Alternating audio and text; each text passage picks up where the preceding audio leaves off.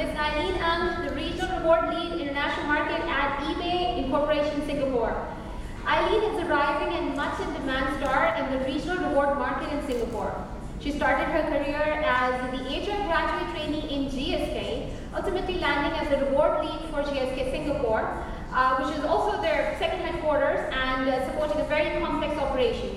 She then joined eBay as a regional reward manager, where she further built her depth and breadth working through and delivering end-to-end best-in-class transformational reward programs, including multiple global M&As, before taking over as the reward lead role for the international market.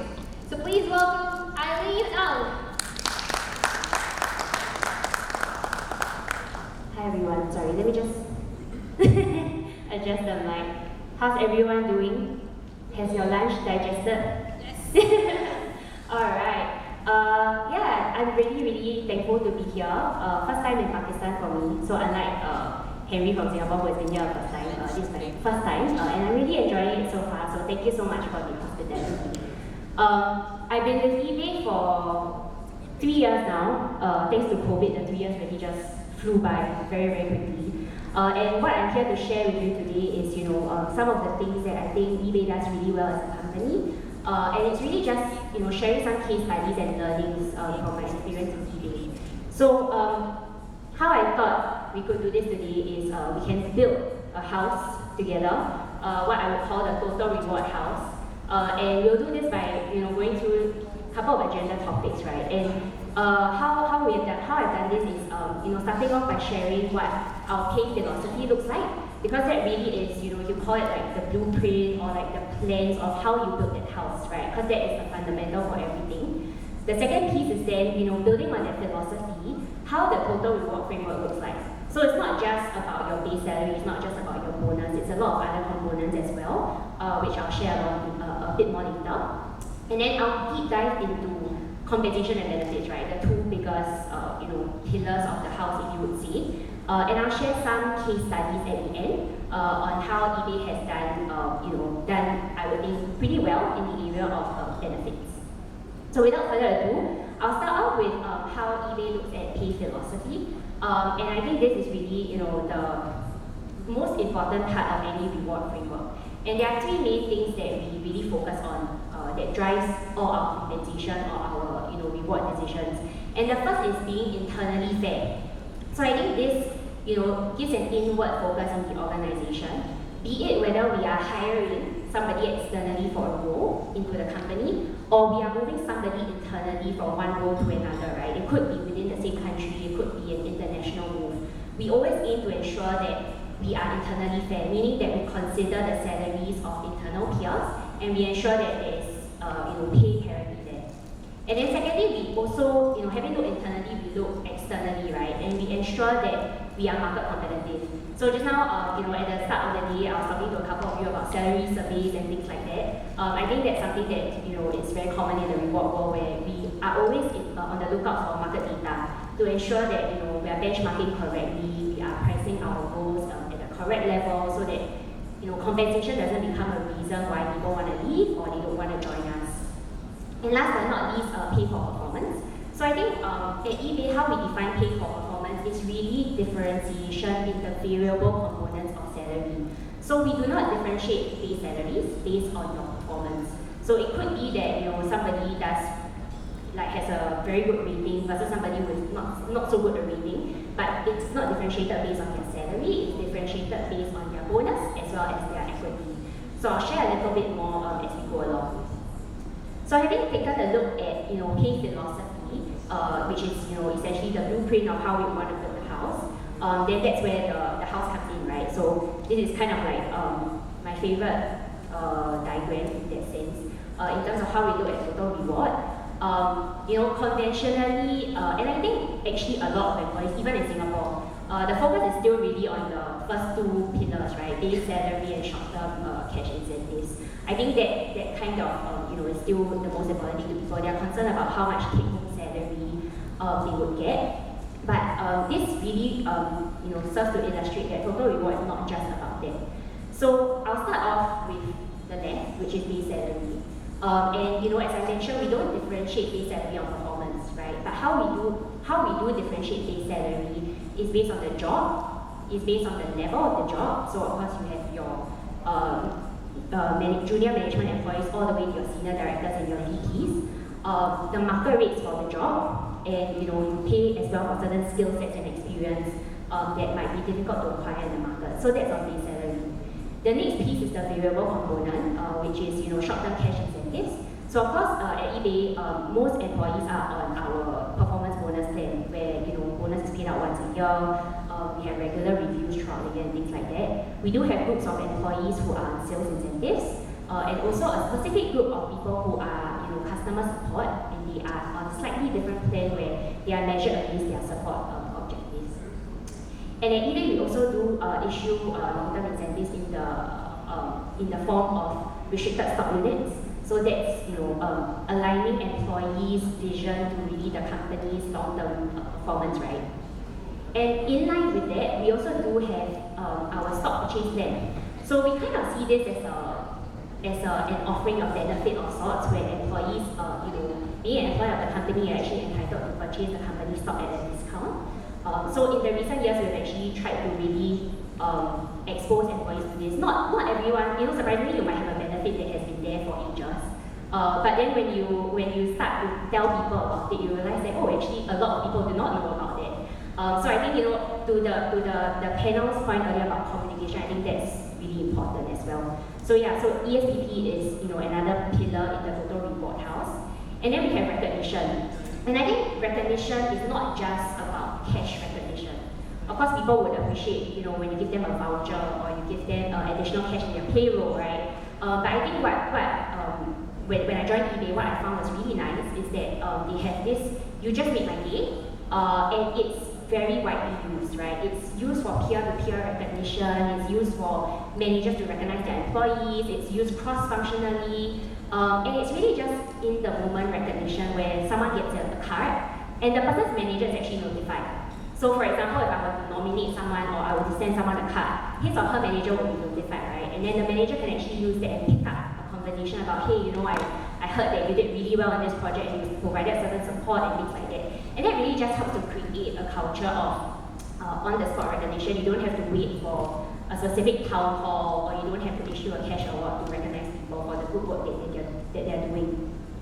And last but not least, benefits. So benefits, I'll spend some time going through that later, but I think benefits to me is a little bit like, if we're talking using house as an analogy, right? It's a little bit like the interior design of the house, right? You could have like 10 houses like in Singapore. We have apartment buildings that look all the same. Like literally every single house that you walk into is the same. But what really sets each of these houses apart is, the interior design. So that you know that you're in EILEEN's house and not like someone else's house, right? And I think benefits in the past couple of years has really gained a lot of traction. It might not have been as talked about in the past, but since COVID, there's lots more focus that employees face on what kind of insurance am I getting, right? What is my leave entitlement? Am I getting, any other fringe benefits? Does my company provide free lunch? I think a lot of these things are starting to, surface as part of COVID. And underlying all of that, so really like the base of the house, right, is the company's, focus on employees' development and their career opportunities. Because I think that's one of the things that, employees value in terms of, I'm being recognized for my performance, I'm getting opportunities to be able to perform different types of roles and things like that. And of course, the culture and the values, right, which was really spoken about by Maniha earlier. I think the culture is really what drives a lot of all of these. So it drives the pay philosophy, it drives how you build the total reward house, right? So I think today what I'll spend some time going through is some of these components of the house. Starting off with compensation. So before we go into compensation, I think what I wanted to kind of highlight is what drives how you reward people and things like that is what we talked about earlier, the performance management system, right? So at eBay, this is how we define performance management, and it's in this sort of like an infinity loop. So there's no start, no end. It's kind of a continuous process that goes on. But I would like to start from the top left-hand corner, which is the plan portion, right? So in terms of performance management, management, you start off with plan, and that is really at the start of the year where the team sits down and identifies like the goals and expectations for the coming year, right? So that is, it really kind of, sets the groundwork for the year ahead. And then if you follow the infinity loop downwards to the bottom right-hand corner, that kind of forms up part of the year, right? The execution piece where teams monitor and track their progress against these expectations throughout the year in a continuous conversation and continuous way to track progress. And then if you follow the infinity loop upwards to the top right-hand corner, that's develop. So apart from setting goals and objectives, it's also very important for managers to have conversations with their team about are there any areas that they require development. So for example, we hire lots of software engineers. It could be areas where technical skills that are lacking in a particular team, but it could also be soft skills. So like it could be someone's confidence in terms of presenting. It could be some coaching skills and things like that. And that all forms part of the development plan. Last but not least, which is also the part that I wanted to highlight here, is the evaluate part. So I think at the end of the day, we talk about performance management, but how do we evaluate? So at eBay, we review what we call contribution and impact. So we don't have ratings per se. So talking about the bell curve, we don't have a bell curve in that sense. But we review someone's contribution and impact. So they are measured against the what and the how. So how they, what they have contributed during the year and how they have actually contributed that based on our eBay values, as well as the impact that they have driven during the year. So that is the assessment that the manager, would have with the employee and the conversation that they would have with the employee at the end of the year. So now, moving on from the evaluate, right? So how we have, talked about contribution and impact. How then does that translate into how we decide compensation, the variable components that we talked about? How do we do that in our, let's say, annual review cycle? So before I talk about, the data-driven approach to compensation, just to share a little background with you about what this is. So at eBay a couple of years ago, even before I joined the company, our analytics team, they actually came up with a model that helps to recommend salary increases, bonus amounts, and stock amounts during the annual compensation review process. So what managers have to do is they go into a system that was developed in-house. They go in and have some inputs there. Then the model runs and it actually populates numbers for the managers to see. And those are kind of like the recommended salary increase amount and things like that. So what are some of the factors that should differentiate pay, right? And I think as we talked about earlier, when you look at the base salary, it's really the level of the job, the type of job that you're hiring. So for example, now cybersecurity, AI, all these are hot jobs that we're seeing, right? So you might have to pay a premium for some of these jobs. The location of the job. So over here we do differentiate our ranges by country.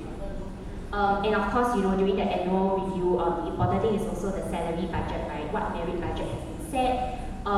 Peer equity. So in terms of, earlier we talked about how at the same role, at the same grade, in the same location, the pay should not differ that much because we do not differentiate based on that. And last but not least, if we look at equity, it's someone's holding power. So, looking at how effective that person's unvested equity is in retaining the person for the long run. And also, our equity ranges. So we have both salary ranges and equity ranges that we leverage a lot for the data-driven approach.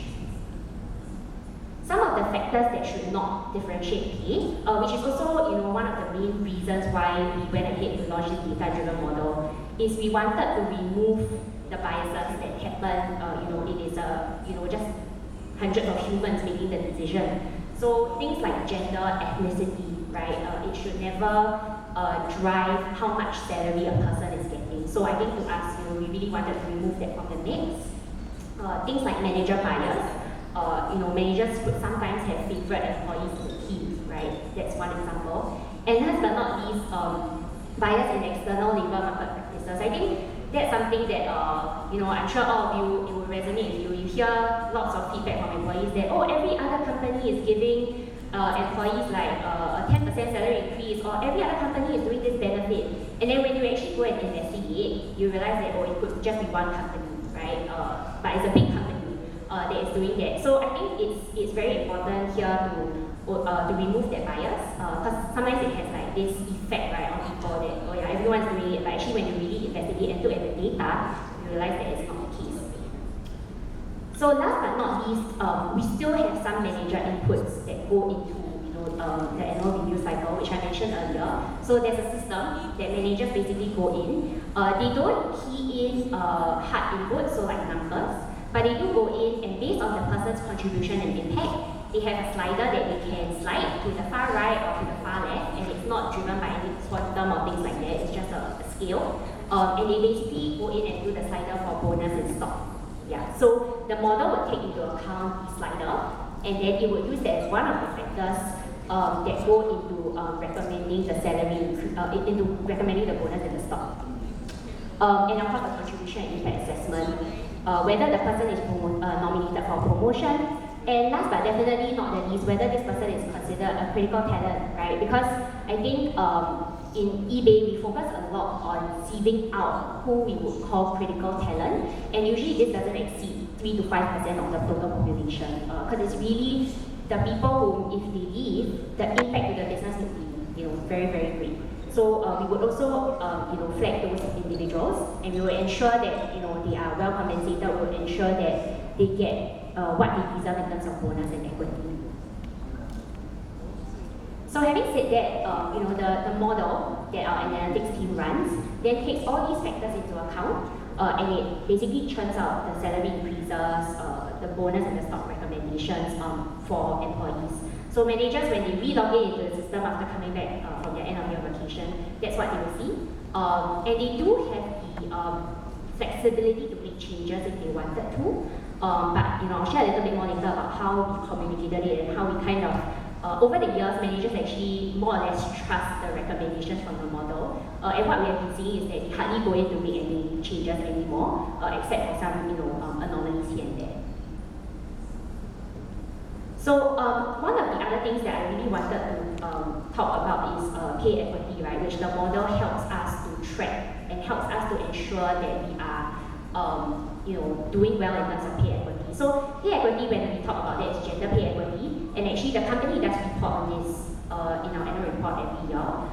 So of course, the ideal state to be in is 1, right? Where a male salary versus a female salary for the same job at the same grade is the same. But we all know that due to various reasons, that one is very, very hard to achieve. But that's what we're striving towards.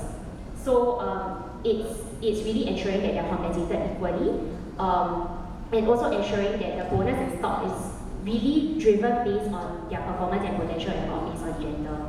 So in terms of how we ensure that this is throughout the employee's life cycle, right? This is kind of maintained. We start off with the hiring process, and we work the compensation team works very closely with the recruitment team at the point of hiring to ensure that we maintain gender pay equity from the very beginning of the employee's life cycle. Because a lot of times what we have noticed, especially since we started focusing on pay equity, is that we had to do a lot of adjustments and corrections, right, from deep-seated issues over the years. So we try our best to ensure that from the very beginning, this issue is kind of, we don't have an issue from the very start. So, having talked about all those factors that go into what the model does and things like that, I think one of the things that we struggled with initially is the manager education and engagement, which I think over the years, I definitely have seen that managers are becoming more accepting. And they also have a better understanding of how the numbers are actually churned out. Because initially when we launched it, they're like, how on earth are you able to tell me that this person should get 8% salary increase versus this person who should only get 2%, And I think we face a lot of challenge from that. But I think one of the things that I have learned over the years also is that it's really very, very crucial for managers to have an understanding of what all the things that we talked about earlier. So the pay philosophy, how we look at total reward, how the data-driven model works. So we got our analytics team to actually hold a session for all the managers.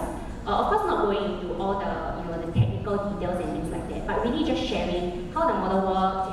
How do we run it? How do we ensure that biases are removed and things like that. We also, as a reward team, make it a point to share market data and our analysis of that market data with senior leaders.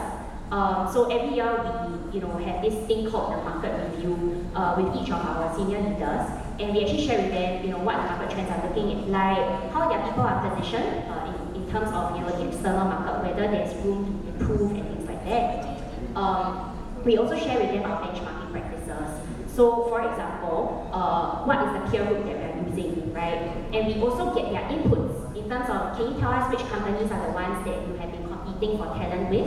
And we get those inputs and we ensure that these companies are reflected in the companies that we pull the data from, right? So that's one of other things that we do. And last but not least, the reward team also needs to have a good understanding of the business needs. I think especially in this time where there are lots of talent challenges, and I was speaking to a couple of you earlier, and there's lots of talent challenge, right?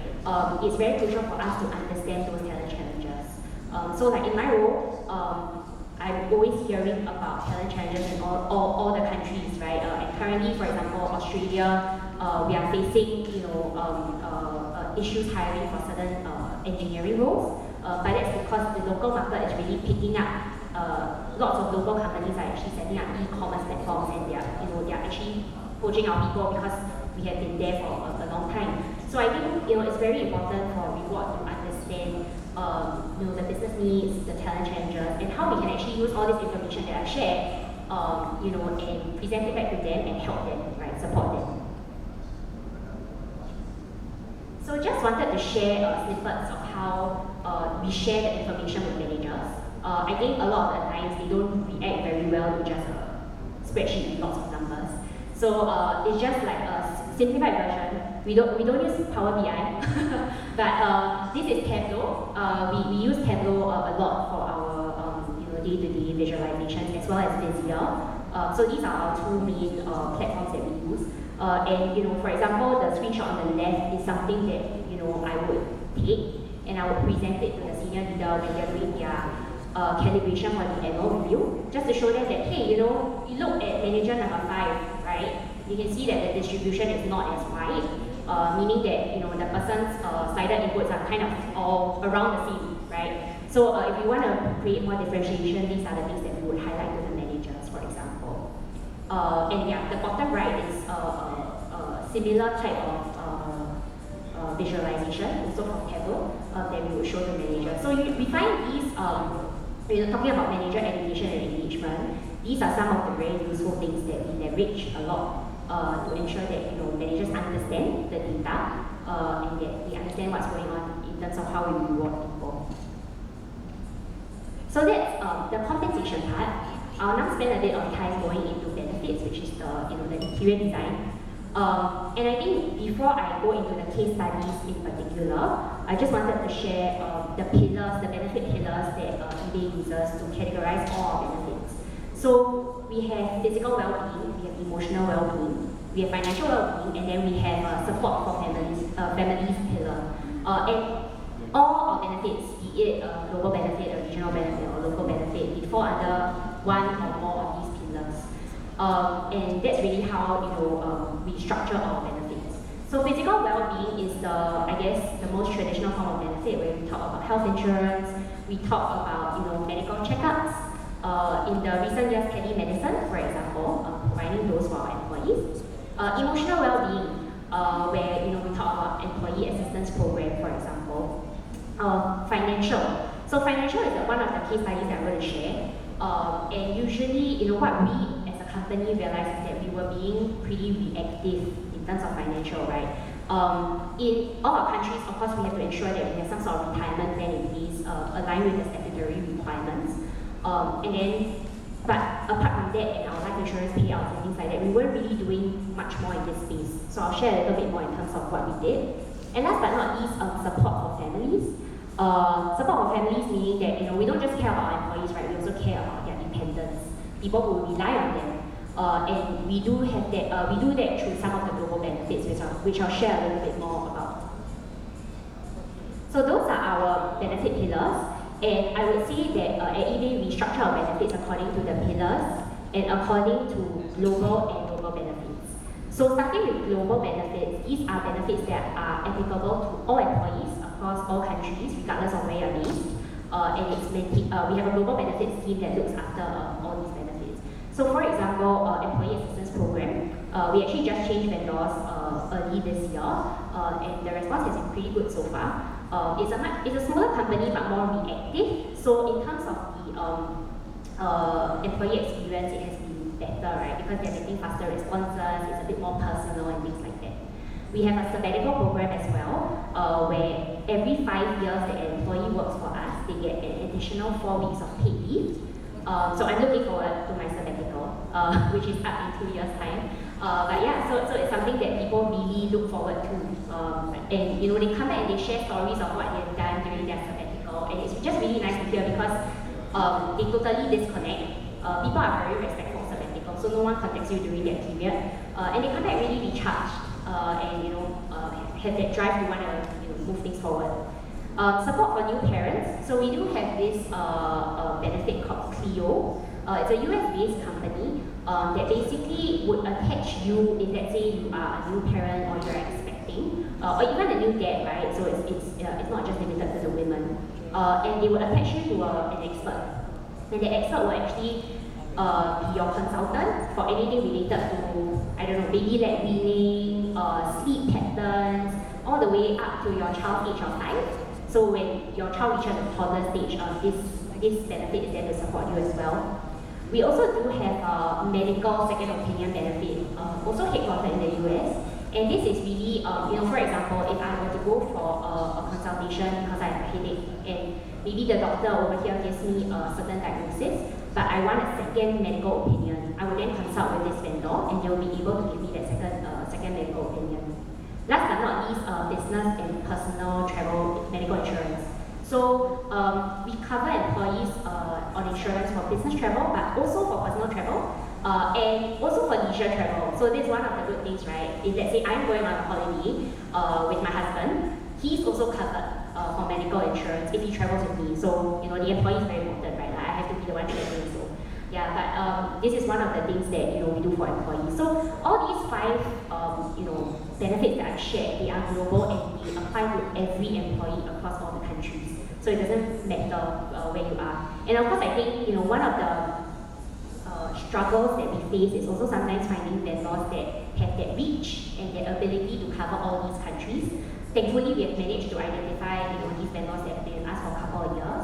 But it's a continuous discussion with them, right, in terms of providing support in local language, ensuring that if they don't have an office in that country, that they at least have a hotline that is accessible at local hours. So I think those are some things that we work continually with the vendors to improve. And then apart from global benefits, which are standardized, we then have local benefits, which are of course different for each of the countries. So I will share local benefits in 2 main buckets in that sense. One is the core benefits, which you see on the screen now, and that's really our insurance plans. So as a baseline and as a global minimum standard, we ensure that all employees are covered for life, they are covered for medical insurance, as well as accident insurance. So these are the core benefits that we would implement regardless. And then we would have the other things like what we call the fringe benefits that differ from market to market. So it could be that in one country, flexible benefits or like a flexible spending account is prevalent, and in other markets it's not. So not every country would have that. Things like health checkups, whether it's provided by the company, whether it's subsidized, right? It differs from market to market as well. And of course, things like subsidized gym memberships.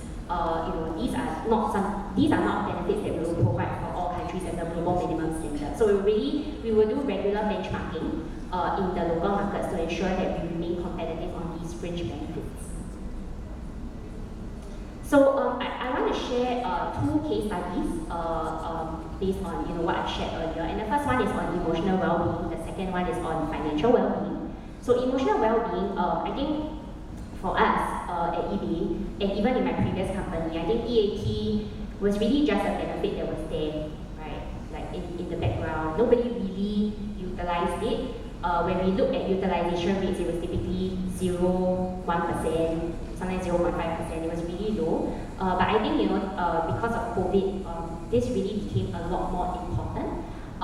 And one of the things that we did starting in 2020 was to hold regular manager and employee sessions conducted by the vendor they would usually have a catalog of topics that can be customized as needed. And we actually worked with the local markets to identify what sort of topics they wanted to hear more about. So in markets like Japan and Korea, for example, we were really surprised where we actually got the best response rate. And they actually shared, they were very, very proactive in terms of sharing, like, I want to know more about personal resilience, right? I want to know more about the effects of burnout.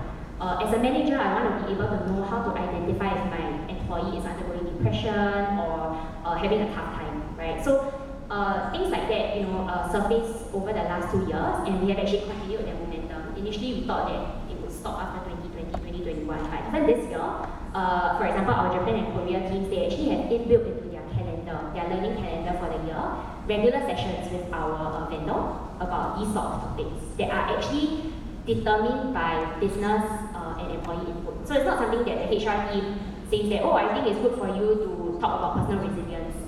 It's something that the business actually gives their input on, which I think is really important. And the thing that we learned is that the vendor needs to be nimble enough in that sense to react and accommodate the company's needs. So I think with us changing the vendor earlier this year to a new one that is a bit smaller, we have seen the improvement in terms of how they can react and be a bit more customized in their approach. Instead of telling us that just select from this laundry list of topics, they are able to customize the information they share with managers and employees, which I think has been really useful for us.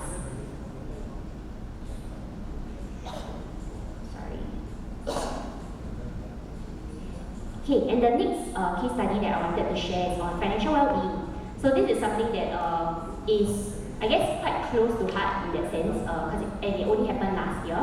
And what, like I shared earlier, one of the things that we realized is that our financial well-being offerings were very reactive in nature. So, God forbid, something unfortunate were to happen to an employee, their family might get an accident or an insurance payout, right? But of course, we do not want that to happen.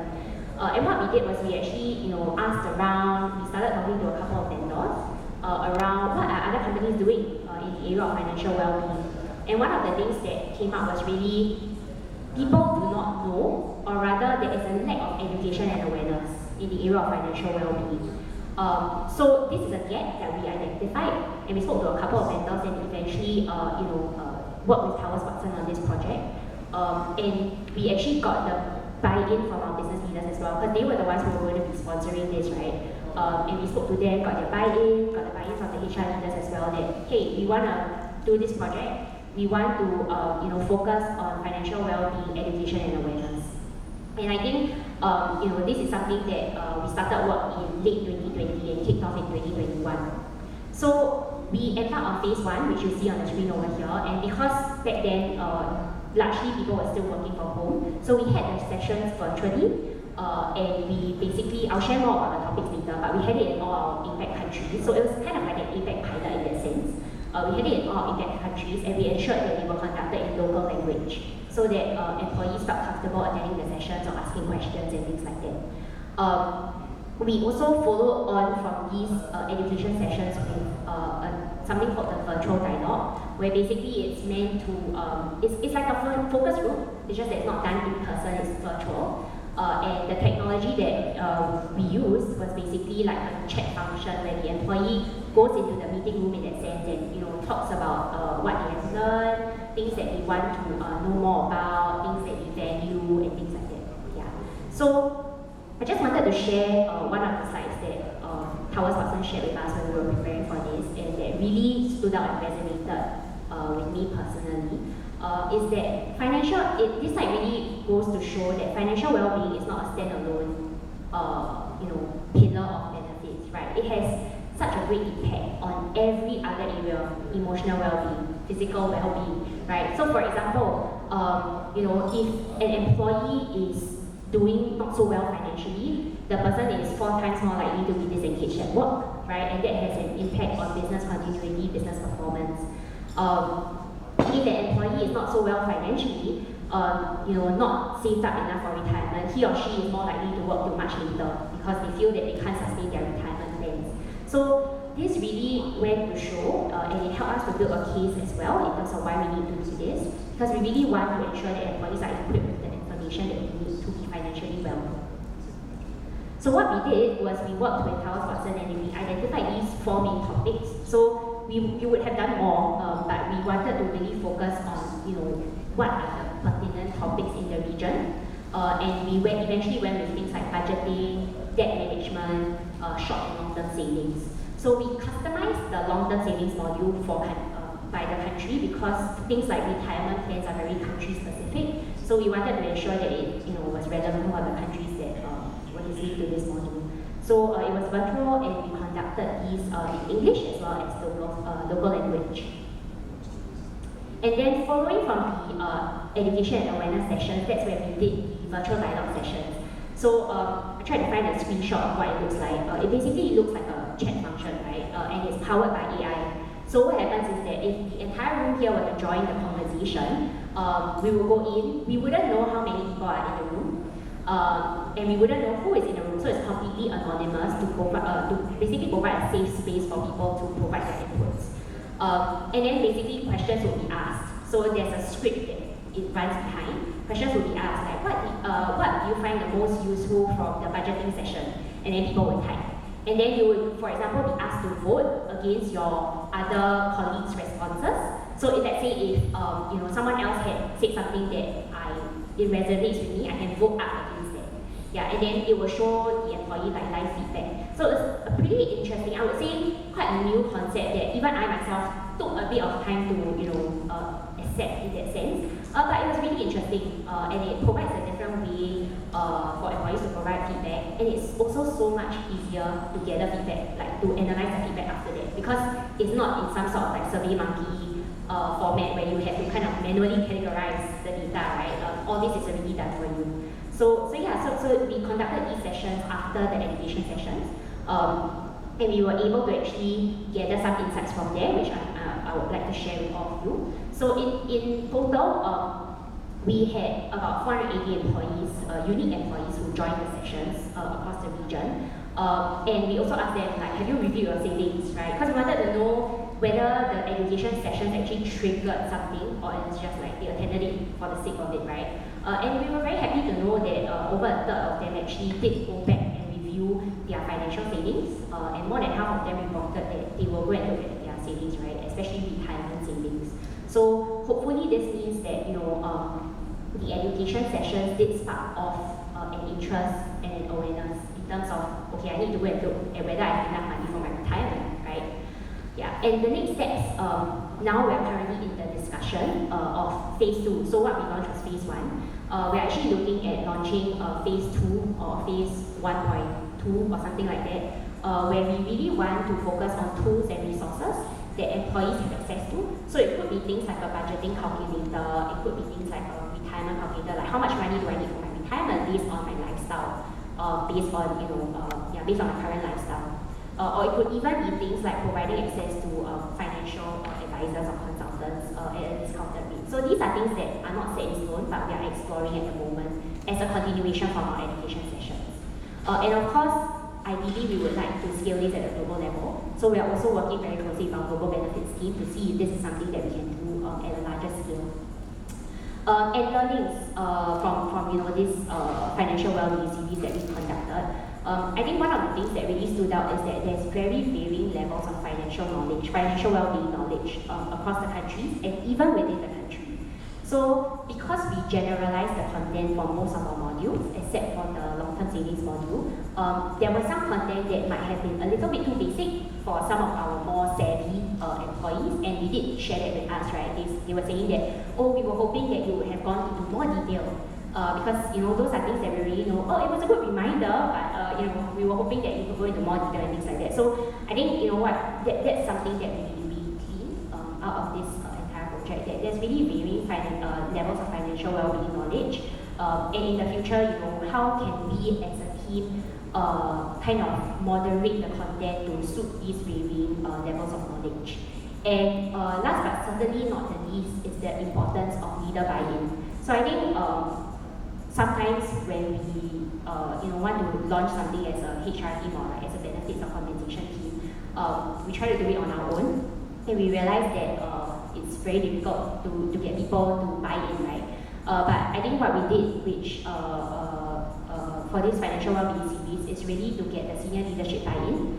And they were the ones who actually told their leadership teams that, hey, you know, we are launching this. I want your teams to set aside the time to join the sessions.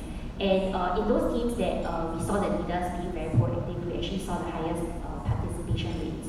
So I think you know, that's really one of the key things that is very important to get leader buy-in as well. So yeah, so I think that's, you know, what I had to share for today. And I also just wanted to end off by saying that this is not a static picture, right? Like the house, the total reward house is going to look different as the years go by. The interior design and actually the benefits have to keep constantly changing. And we have to do, as a company, we have to do regular benchmarking to ensure that we are competitive all the time.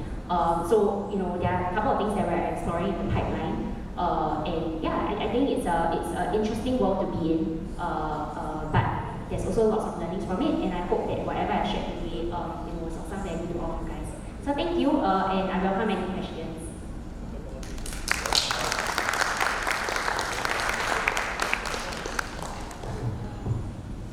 That was a wonderful session. Do we have any questions from the audience?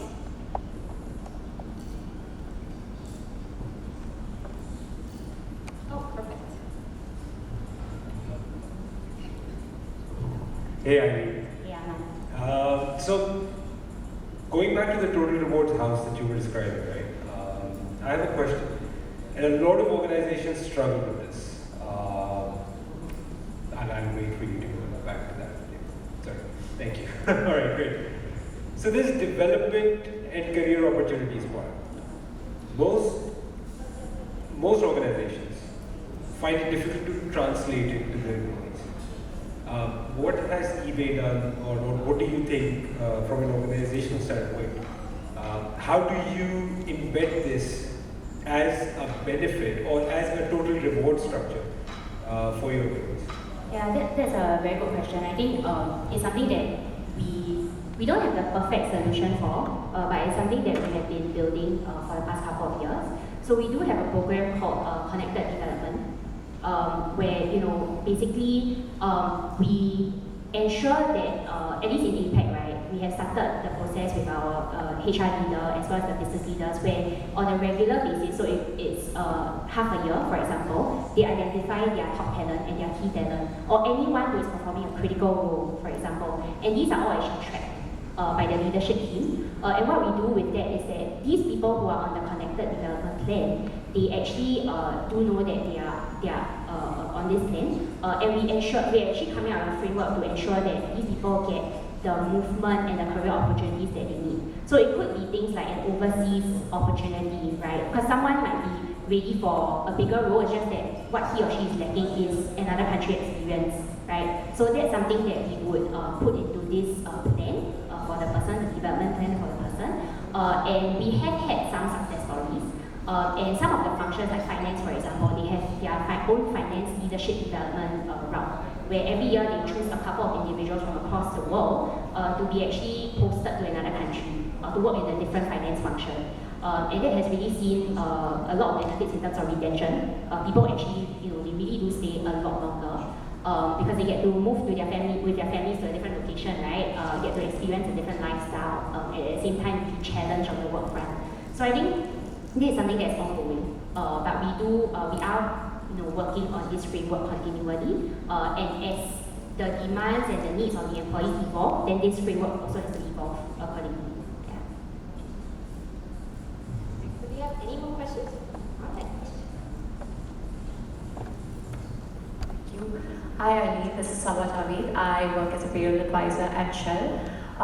So one of the things that you were discussing was regarding a data-driven approach that is taken towards compensation. So I just wanted to ask that, considering compensation is one of the components of the entire rewards portfolio, so is a similar approach taken by eBay for other benefits or other components within the rewards portfolio, or can you give an insight in terms of what a data-driven approach would look like for those components? Yeah, so that's a great question. I think the reason why I focus on the compensation aspect is because we have a whole model that is built around that, right? And it actually gives you outputs in terms of actual numbers, salary increase recommendations, bonus, and stock recommendations. For the other components, like let's talk about long-term incentives or benefits, right? I think the so-called data-driven approach that we would take is regular benchmarking to ensure that we are providing the correct level. So even like for equity, we review it on a yearly basis to ensure that we are competitive, because lots of competitors, they are moving very, very far ahead in the game, right? And it could be that employees are leaving for like 2-3 times the amount of equity that we're providing. So we have to ensure that we are kept up to date and we move our skills as and when needed, and same for benefits as well. So on the global benefits front, I know my global benefits head, he's constantly involved in lots of forums, gathering data and insights from other companies, and ensuring that we are up to date in terms of what the trends are, what other companies are doing, and we will use that data then to drive the decisions that we make, to make a case, if let's say like for financial well-being, right? If we didn't have that data, we wouldn't have been able to make a case for getting the financial well-being cities launched. So I think in that aspect, it may not be like using a model in that sense, but we will use that data to drive the